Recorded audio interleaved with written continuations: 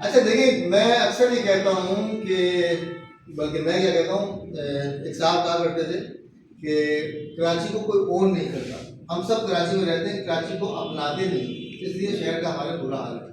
तो इसी तरह मैं ये कहता आ रहा हूँ पिछले 8 साल से कि जापान हाउस आपका घर, इसको अपने घर की तरह समझिए। आप हम एक फैमिली की तरह हैं और आप इसको अपना तरक्की का एक दरवाज़ा है ये आपके लिए। इस दरवाजे को अपने घर की तरह समझ के और यहाँ से आप आगे बढ़ें। तो आज हमारे होनहार स्टूडेंट हमजा का थोड़ा तारुफ कराते हैं, माशाल्लाह सीए भी कर रहे हैं और वाकई बहुत होने आ रहे हैं। तो अभी 15 ही दिन मुश्किल से हुए और ये उन स्टूडेंट के साथ बैठे हुए हैं जो 2.5-3 महीने से पढ़ रहे हैं। तो ये माशाल्लाह मेहनती स्टूडेंट है, आगे तरक्की करेंगे। तो आज हमजा की बर्थडे है और उन्होंने बर्थडे हमारे साथ सेलिब्रेट किए और इन्होंने कहा कि सर आप मेरी फैमिली की तरह हैं। तो मेरी आज बर्थडे थी, मैं चाहता था कि मैं अपनी फैमिली के साथ मनाऊं ये मेरी बर्थडे। तो आज इन्होंने ये सेलिब्रेशन हमारे साथ जो है ये बर्थडे मनाई है। बहुत बहुत शुक्रिया हमजा आपका।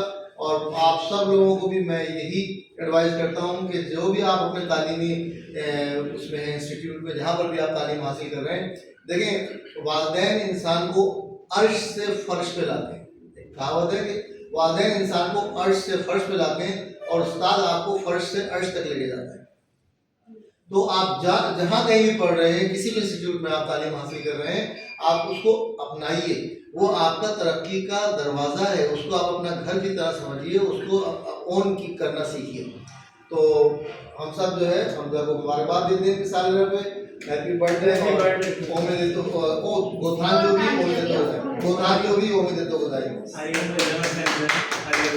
Thank you.